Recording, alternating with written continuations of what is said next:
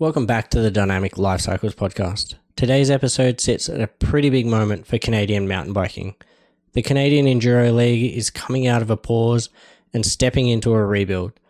Leading that charge is someone who didn't come from the outside, but straight out of the race tape. Ryder Knoll has gone from lining up on stages to taking on the responsibility of owning and rebuilding the National Series. This conversation isn't just about dates and venues. It's about reassessing what enduro in Canada actually needs right now. How do you balance grassroots riders and elite competition? How do you rebuild trust, momentum, and community after break? And what does the success look like even when you're trying to create something sustainable, national, and rider-driven? We'll get into all of that working with communities, rider support development, attracting industry backing, and how storytelling and media can shape the future of the sport. More than anything, this is a conversation about where the Canadian Enduro League has been and Ryder believes it can go next. So I hope you enjoy the listen. Cheers.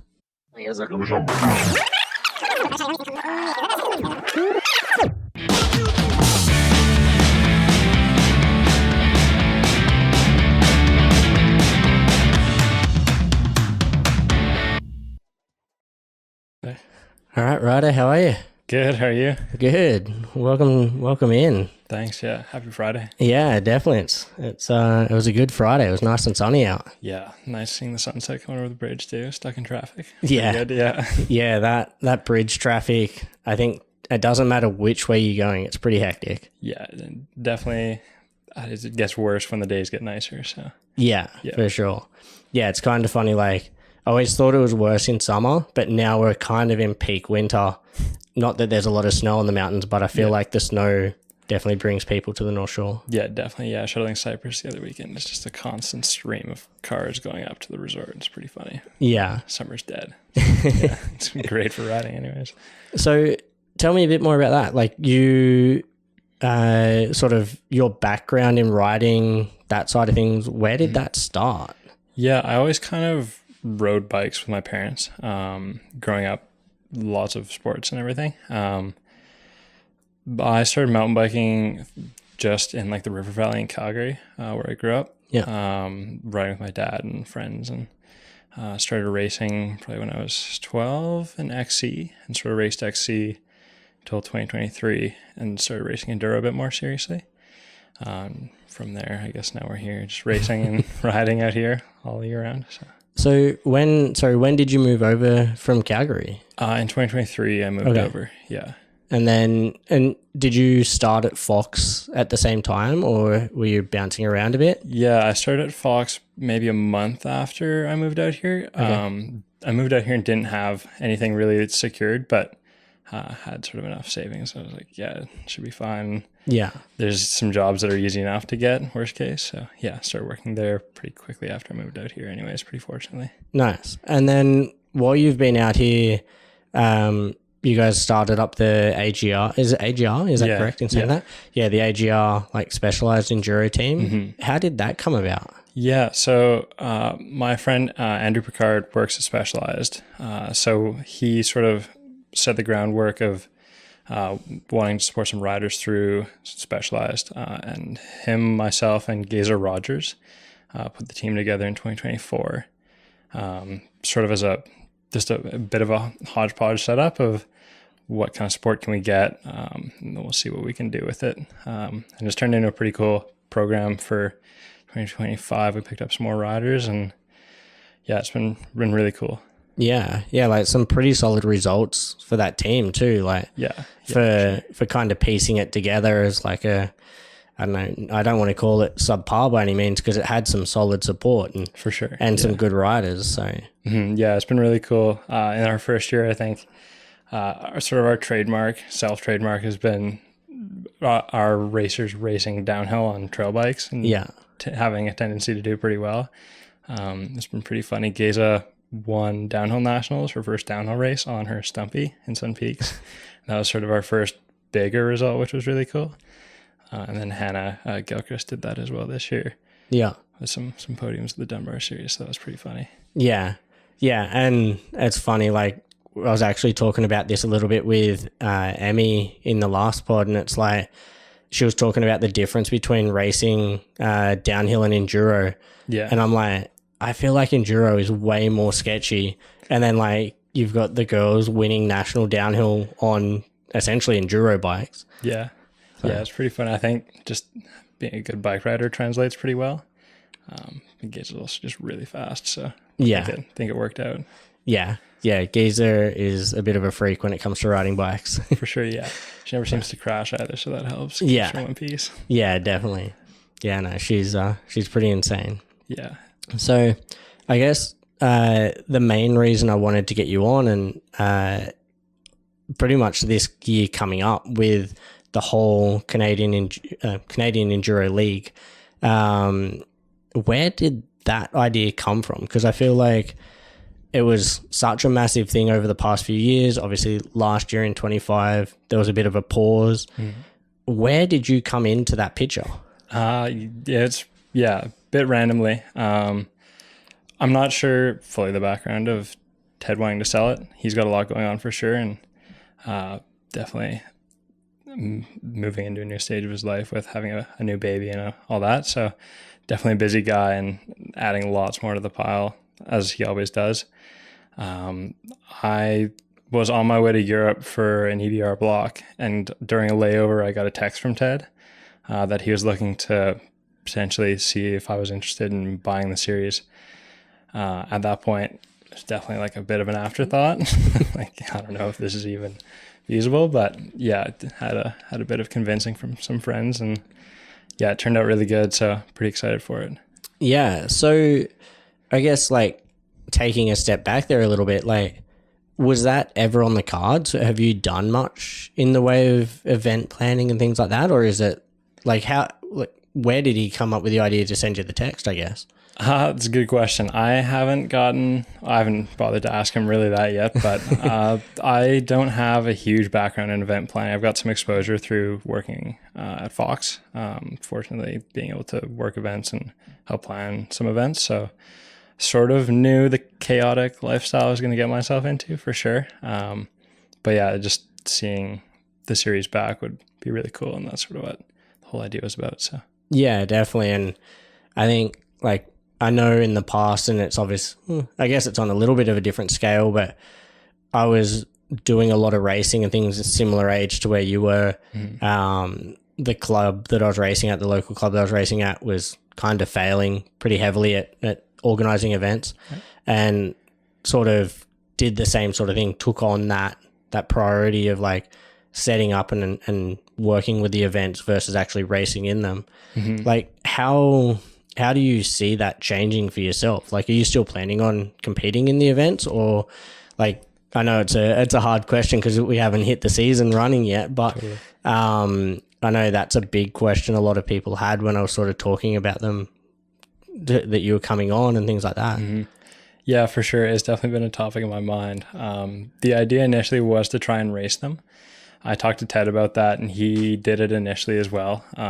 He encouraged me to go for it, and I think maybe at some point it'll be doable, but for the first couple, I think see how it goes, and I'll definitely be busy. So it'll be hopefully not treading above water or trying to stay above water, but yeah, I think I'm still gonna race for sure. Maybe not my own events, but we'll see how it goes and see how it progresses, and if there is space to, for sure. Yeah. And then you've got Ted coming on as a bit of an advisor still? For sure, yeah. Ted's been there to help me out whenever I need a hand, and it's been super helpful.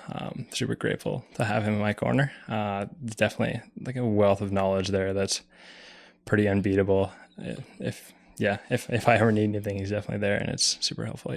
Yeah. So how long has he done it for? Because I couldn't find like a beginning date as such. I think he's been involved with the series since its beginning. I don't know exactly when he took it over officially, but I think 2015, 2016 was its first years as the BC Enduro series.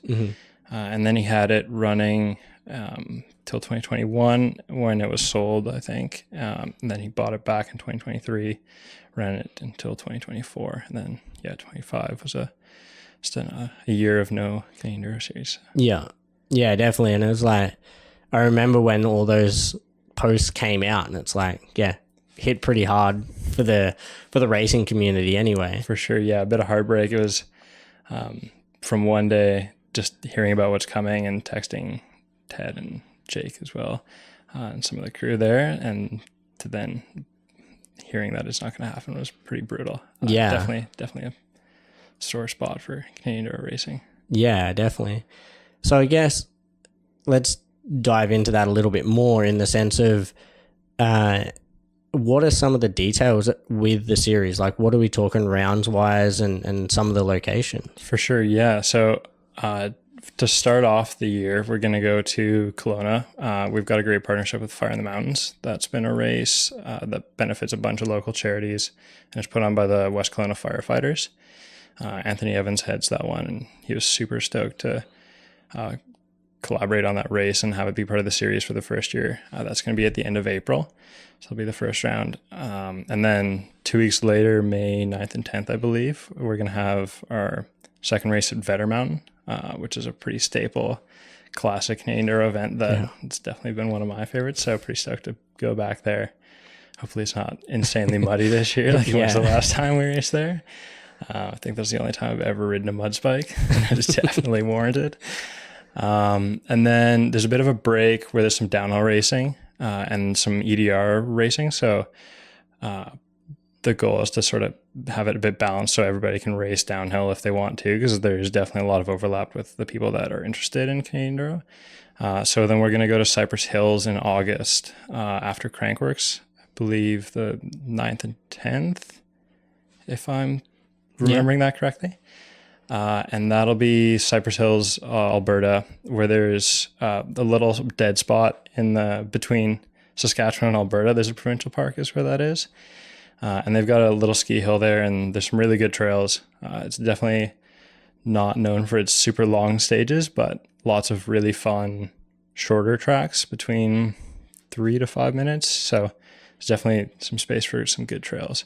Yeah. And then the weekend after, we're going to go to Toby Creek, which is my biggest goal, or like my most excited. Almost like a bucket list a little bit. Totally, yeah. I've raced there a couple of years with Trans BC, and that was definitely the spot in the back of my mind when I was thinking about buying the series. And I didn't even have to reach out. They've got one guy that works there, and that's been huge in developing it all. Jose, I can't remember his last name, but he reached out immediately and was just stoked to talk about the potential of having the series to Toby Creek. So stoked for that. And then after Toby Creek in September, we're going to go back to Sun Peaks to wind it up. So that's a 5-round series. Yeah, 5 rounds, potential for 6.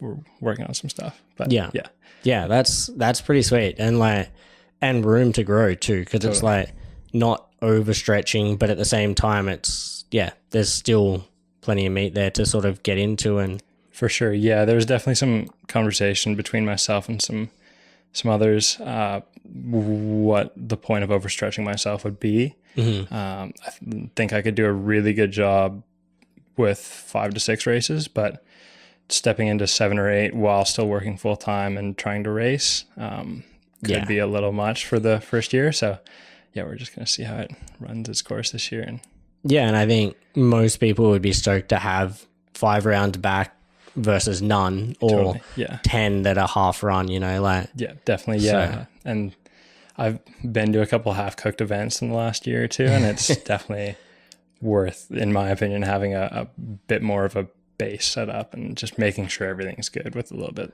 less stress and peace of mind. So so I guess that's a good point to touch on, is like, what are some of the sort of pain points you saw in the past couple of years and different events? You don't have to name events because we don't want to blow anyone out of the water here, but like, what are some of the stuff you've seen that you want to make sure that you get right with your events? For sure, yeah. The biggest thing for me is just making sure everybody has an enjoyable time and wants to come back, for sure. Making enduro sort of the feeling of what it used to be in Canada is the biggest goal.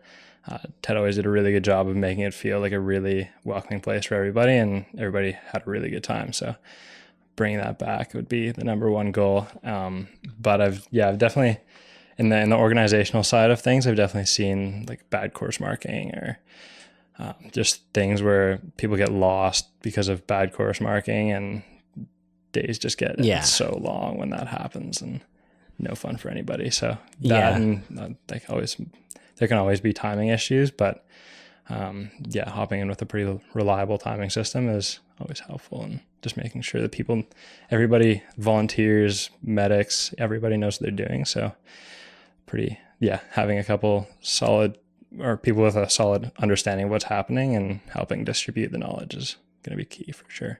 Yeah, definitely. I think as a rider, that's almost the worst case scenario, is if you miss a turn signal, or especially on a timed part of the course. For sure. And then it literally blows up your whole day, if not the series for yourself. Like, totally. Yeah.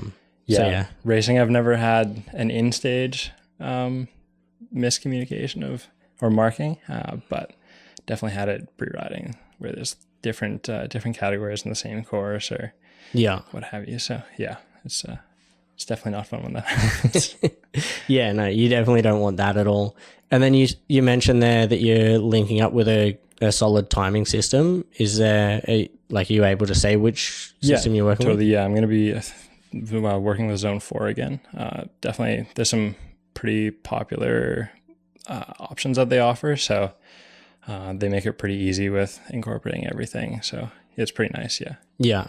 And then will that be using like timing chips, or will you be using like gates for start and finish? Totally, yeah. So it'll be the same if anybody's raced Canadian Enduro. It'll be the same as before, where there's a gate buried in the ground and they'll have a chip on them, and that'll be how it's run. Nice, yeah. Yeah, that's sort of the easiest way to do it for sure. Totally, yeah. They offer a pretty simple live timing option as well, so that's definitely something a lot of racers want to see, I think, throughout their day. Yeah. No matter how their day is going, I think I always see people looking at live timing. So yeah, I would have to agree. I think it's like, it doesn't matter whether it's like beer league level or all the way through to the pros. It's always a good conversation to be having on the climbs and things like that. So you kind of mentioned at a couple of the rounds, definitely at the first round, but you've got a bit of sort of collab with previous events. Mm-hmm. Did that sort of come up when you were picking locations? If there was already like, let's call it sustainable events that are already happening, is that part of that decision or? Not entirely. Anthony reached out initially when it's sort of the news kind of came out that the series was coming back, and was just really excited to see what was possible. He's worked with Ted previously to collaborate on the race as well. And I think the race went pretty well, and he was looking to bring it back, and worked out pretty well. So we're stoked to go back there. Nice. And then when you talk about volunteers like on the course and things like that, what are you doing to get those people involved? Is it because obviously someone from Vancouver is probably not going to Alberta to volunteer as such, unless they're a parent sort of thing. Is there ideas behind that? Yeah, so there's lots of ways to sign up for volunteering. It's going to be a part of the reg as well. So if a parent is signing up their kid and they want to volunteer, there's lots of great perks to volunteering, some entry discounts or discounts on product from sponsors of the series, or free entries potentially, depending on a couple things. So there's going to be that option to do it through Reg. All the details will be lined out there, or we'll have a link on our website as well once everything gets launched and sorted out, where you can sign up to volunteer for the round for sure. Yeah, nice. Yeah, and I think that's one of the easiest ways to get people involved as well, is like give them a bit of a deal for their kids to race, and you get mum or dad out there and go from there. That's perfect. Yeah. I had another question that went with that, but it's completely slipped my mind. In the sense of classes, like you're talking about having some of the kids racing and things like that. For sure. Is it going to be sort of that standard UCI breakdown of classes, or how are you sort of breaking those down? Yeah, so it's going to be pretty standard to how it was run previously. There's a couple of adjustments with sort of parallel to UCI, and potentially the hopes of bringing stuff on later down the line or incorporating it. So instead of having U21, the biggest change is that we're going to move to a U19 Elite category, and then Elite. So there's going to be Pro and Junior Pro essentially. But otherwise U15 through to 50 plus, with some e-bike categories and some adaptive categories. sprinkled in where it's possible. Yeah. So yeah, that'd be pretty cool. So tell me a bit more about that with the adaptive side of things. Like, obviously not all trails are adaptive For sure. acceptable. So have you guys got a bit of a game plan with that? Yeah. So I'm actually sort of talking with Bowhead. They're giving me a lot of information about what's sort of possible, what's not. Obviously my experience in the adaptive bike category is fairly limited. But yeah, they've given me a couple of cool resources to tap into, and it should be pretty cool. It's definitely not going to be something we're putting through every single round this year.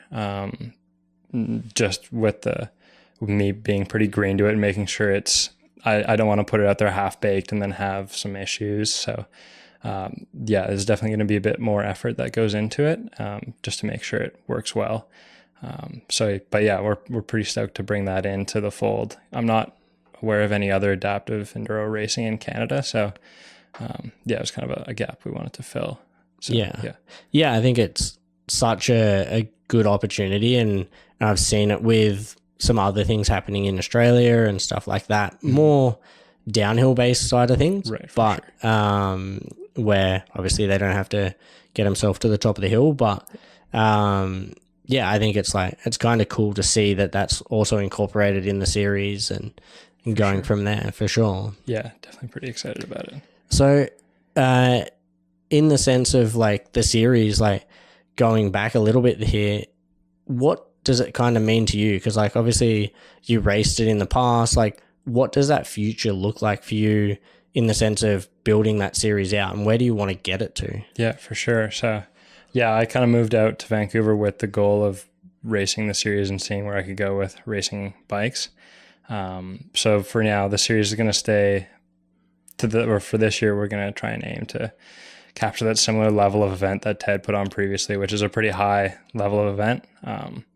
But yeah, the places we could go are endless, I suppose. But yeah, it's definitely a goal to have it as a pretty solid long-term series for Canadian Enduro development for however many years to come, until I either finish it or pass it on to another grom that wants to do it. But yeah. So talking about like development and things like that, have you got some things lined up? I know you sort of mentioned it in the past, and previous sort of owners and Ted and those guys have had certain things to help get that sort of younger generation and pathways moving forwards, obviously with your experience in Europe, stuff like that. Have you got stuff set up there for those guys and girls? Yeah, we're working on a couple things. I'll leave some details out for now because there's some half-baked stuff for sure that's going to come out a bit later. But yeah, I've got, through our team anyways, AGR Racing, we've got a couple great new groms that are coming on.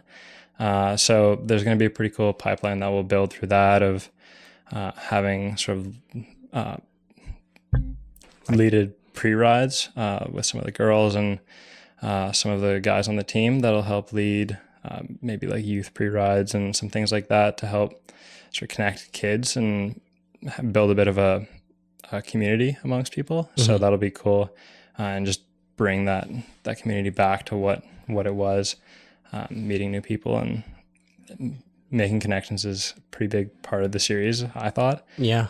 So yeah, that'll be pretty cool. And we're working on a grant as well for a young athlete for potentially a couple things. One thing it could be used for is going to Europe. If a young athlete is at the caliber where they're looking to go to Europe and race an EDR block, but potentially don't have the means to do so. I've been in that place myself. Yeah. And so have many others that I've raced with. So that'll be a pretty cool opportunity that we're working on. More details will come out on that a bit later, but yeah, pretty excited for a couple things there. And then you sort of mentioned working with some brands and sponsors and things like that, obviously with you at Fox, and then your link with Specialized. Have you got much sort of industry support coming back on board and opening it back up? For sure. Yeah. There's a couple, there's a lot of industry support for sure. That'll come out a bit later. Yeah, most of the support that I'm getting is through the industry. There's a lot of product deals. The state of the industry's been interesting at the moment. So negotiating for cash can be a bit fun, but yeah, it's any support that I'm getting is super helpful. And there's definitely a couple key partners that have stepped up big time that have been just immense and really cool to see. So super helpful and really important in creating like a really strong base from the get-go here of making sure the series is going to be something that's strong and lasts for the future as well. Yeah. Yeah. And I think that's definitely a big key is like if you have that industry backing, it's going to be shared sort of all the way through and deep into those roots. And it's also going to bring a lot of people together. And I think that's kind of a cool way to start, and having that solid foundation is huge for sure. For sure, yeah. So I guess moving forwards a little bit in the sense of, what was I going to say?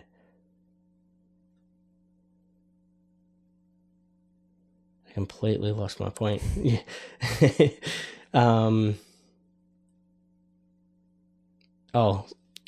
So like rebuilding trust and things like that with the community, obviously, with the whole racing going on sort of pause, the series sort of stopping for a little bit. How and what's the plan to get that back on board? Obviously there's a lot of hype with a couple of posts you've put out so far. Sure. Like what's the build up for that? Yeah, I think just the biggest thing is making sure people are aware that it's coming back. A lot of the posts have been through social media for sure. Pink Bike's going to play a huge key in advertising that people are, or that the races are going to be back. And there's been a lot of stoke from the community so far. So pretty excited about that. And I think it'll be a pretty good turnout, hopefully anyways. Yeah. So yeah, it'll definitely be mostly through just word of mouth and through social media and making sure people know when dates are and when Reg is coming out. So, and hopefully we get registration full. Yeah, definitely. It's almost the hardest thing is making sure that people know about it. For sure. And then I know before we started recording, you kind of mentioned a bit about the social media, and I guess you just did then as well. Have you got people behind you helping with that side of things? Yeah, there's definitely a few key players. My parents immediately came on board to say, if you need any help with anything, we're here. My mom's been definitely a big backing and helping lots with a lot of the admin work that just is pretty tedious. So super helpful. And yeah, I've got a couple of friends that are super invested in the series. So I've got lots of support with a couple of little jobs here and there where I need it. And yeah, it's been really, really helpful. Nice. And then in the way of like getting some of the pros on board and things like that, I know in previous years there's been like, you've had like Jesse Melamed, like ALN, a lot of the top pros turning up when they can, obviously when it's in between racing blocks in Europe. Have you had much of a chat with some of those riders and racers? And yeah, a few of them. Not a whole lot yet. My head's been pretty buried under some of the other stuff going on. But yeah, there's definitely, talking to the few that I have talked to, there's definitely a lot of excitement for some of the series races. Yeah, obviously there's a few riders stepping back a little bit from EDR racing, not entirely, but that may leave some space open for more continental North American racing. So hopefully we can see some of them at our races, which would be really cool. Yeah, definitely. And then was that part of the consideration? I know you mentioned the balance between like the downhill and the enduro, trying to balance when the events were on, but was that also a consideration with like racing in Europe and things like that? For sure. Yeah, it definitely was. I sort of know a lot of the gripes between going to Europe and then missing out on some of the fun local races. Obviously the fun local races are a much lower priority, but if we can make it so that people can race both, that's awesome. There's definitely a much smaller crowd that's racing both, so it's not necessarily geared towards them entirely, but coincidentally just lined up where there's a couple other downhill series that we don't collide with the dates we have. So yeah, it just worked out really well. Yeah, like is there much of a plan? Like you've got the 5 rounds, possibly a 6th round for this year coming. Is there more coming in 27, 28? Like what's the the future plans of that look like? Yeah, definitely. There's coming into this year, we haven't thought about that a whole lot yet, obviously, but Ted's obviously run 9 to 10 rounds in past years, and the goal is to get back to that. This year being a bit of a starter year, making sure everything runs properly. Going from there, the goal is to definitely have a West to East Coast series again. Bridging over into Ontario and Quebec again would be really cool. This year, just having rounds that I knew I could get done was pretty important. And I ended up with just venues that worked really well in the schedule pretty just easily. So they ended up being venues that I'm all really happy with, and pretty excited. And then moving on from this year, keeping hopefully most of those venues and adding a few, and maybe adding a few new locations would be really cool. There's definitely a strong scene out in the East that it's huge over there. Places. You kind of mentioned one of the rounds, like your last round is a bucket list round. Mm-hmm. Would there be some bucket list kind of locations you haven't got hold of yet?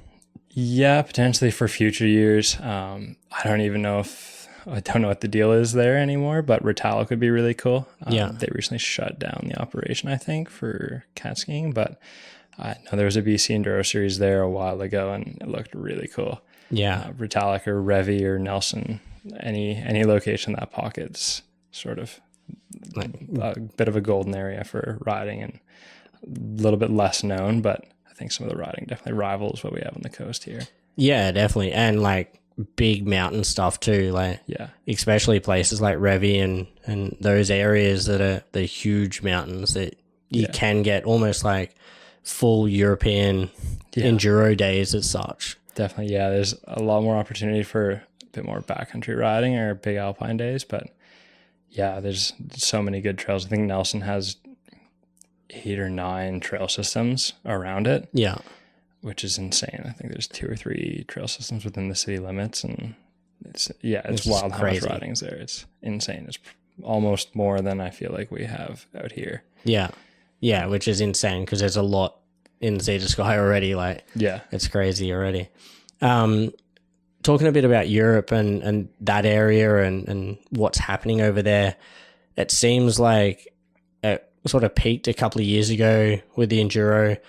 Over the past couple of years with like different people coming into play and politics and whatever else we don't need to talk about.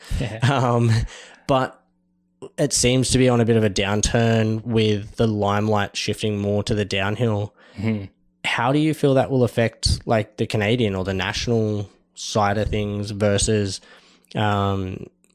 obviously what's happening in the world with that racing side of things? Totally. Yeah. I was definitely expecting that question.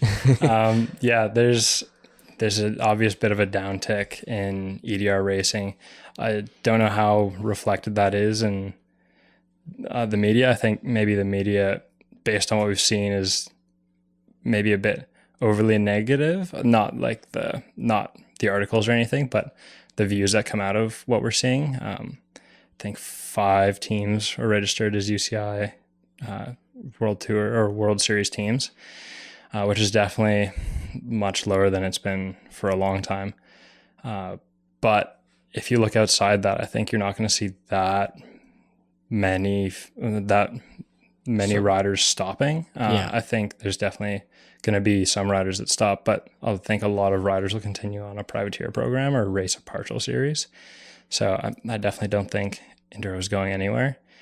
And at the national level or at the grassroots level, I think it's one of the biggest disciplines still. There's a series in Washington and Oregon through the Cascadia Mountains, and they put out an article, or they sent an email today or yesterday, I think, pretty much about this. And I think similar to what others have seen within more local grassroots racing, their numbers have been as strong as they've ever been. There's definitely no sight of enduro fading out at this level. Yeah, for sure. And I think like if you ask anybody, if you said, hey, you can ride down a mountain 5 times in a day and you get 7 minutes of riding versus you can go ride your bike all day and like hang out with your mates and go see these chat really with cool them. places and new places that you might not get to see as well. Yeah. I think it also opens the gateway for some of the bigger adventure style races like Trans-BC or Trans-Sierra Norte. Those are definitely some of my favorite races that I've ever been a part of, and it's really cool. I think there's been a bit more exposure to those now that there's some more top level pros maybe approaching those. Maybe it's the multi-day type situation. Yeah, totally. Yeah. I think there's a bit more opportunity to race those than if the EDR side of things fades out, but I don't see it fading out really. Yeah. Yeah. And that's one point you brought up is like, obviously the 5 registered teams that UCI registered, I should say. But then you look at a lot of the riders and all of them are on factory-backed privateer teams as such. Yeah, there's it's definitely a lot. Whether you're looking at like Emmy with Forbidden or like Ellie Hoskins or even like Giza when she's over there, they're not going to be reported as those UCI teams, but they're still going to be at the races and going from there. Yeah, I think it'll be interesting to see the registration numbers or just the amount of riders that are still racing over there, because there's definitely a huge European contingent that races those versus the North American crew. I think the North American crew is definitely a pretty tight-knit crew. But yeah, there's so many Euros that go over there and race because it's easy for them. And yeah, it's just driving down the road. It's almost like driving from here to Alberta to go to a race. Yeah. So yeah, it'll be interesting to see that. But I don't think the sport's going anywhere.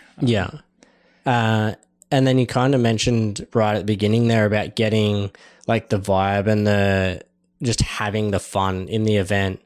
How do you plan to do that in the sense of you're going to have like obviously a bit of a difference in trails and skill levels on the trails and things like that. But is there like a plan to have that sort of village vibe and that type of thing happening? For sure. Yeah. I think at every venue, we're going to have a couple different things. Like Ted has had in the past where there's little activities or like a bunny hop challenge or a grass slalom that we'll bring back. Those have definitely been really cool to have at the rounds. It definitely brings a bit of fun to each one after the race is over. Have a little bunny hop competition or long jump competition or whatever's happening. We're bringing that back. So nice. That'll be fun. Is there, and I've been at events that have done this where there's like almost like a fun event the night before. So like, is there thought behind some of that sort of stuff, or is it kind of like, because obviously if people are traveling a fair distance, they're going to be there the day before. They're probably going to be pre-riding courses. Is there much thought into that, or even a bit of a pro stage the night before like they do in the EWR?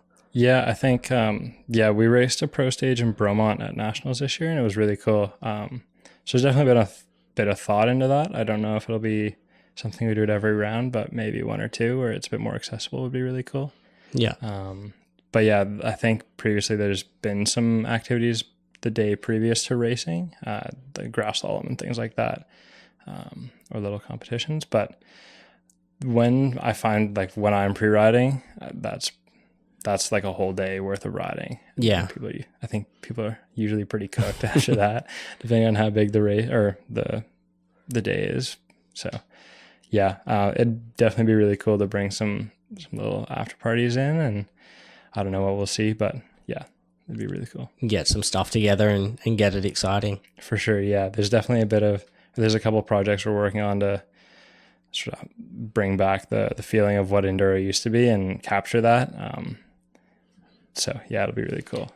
Tell me a bit about that. Like, I have an idea of what enduro means to me, and I'm sure most people listening has I guess their own opinions and ideas. What do you see that as for yourself? Yeah, for sure. The thing I feel like enduro really captures is the community spirit. Enduro's a rider first sort of racing style. Without the riders in the community, obviously there's not going to be enduro. So lots of community aspects. So just having good times, basically. Lots of the things we're doing with the series is going to be involving local trail associations putting lots of money and work back into the trails, which is really sick and keeps people happy, and make sure we're invited back is pretty important. But yeah, I think enduro used to be a little bit less serious and a bit more of a good time. So there'll be a bit of a goal to capture that as well, especially at the national level or the grassroots level. Seeing a bit more of that, similar to what it was previous, I suppose, would be really cool. Yeah, definitely. And I think that, like that, the way you describe that is exactly how I feel. The same. It's like just getting out there. It's going on that like almost epic adventure ride. Totally. But then, like anybody that's competitive loves like almost like arm wrestling their mates. Yeah, for sure. So I think that's such a cool way to look at it and a cool aspect for sure. Mm-hmm. Yeah, just getting out and riding with your friends is always the best time. So yeah, making that happen is awesome. Yeah, definitely. Before we start to wrap this up, is there any sort of like message you want to put out there to everybody that like will kind of give people that confidence back in that series? Totally. Yeah, we're here to stay, I think, and it's going to be a really good time whether you like it or not, and we're just excited to be back, and hopefully everybody else is excited to have it back. Yeah, I think from what I've seen online so far, everyone's pretty keen to get back into it and get riding again. Yeah, thanks. Yeah, hopefully it's what everybody's expecting it to be, and hopefully we can live up to the legend. Yeah, no, for sure. I'm sure you will. Most definitely. Cheers. Thanks. Yeah. Awesome. Thanks. Wicked. Yeah, thanks for having me.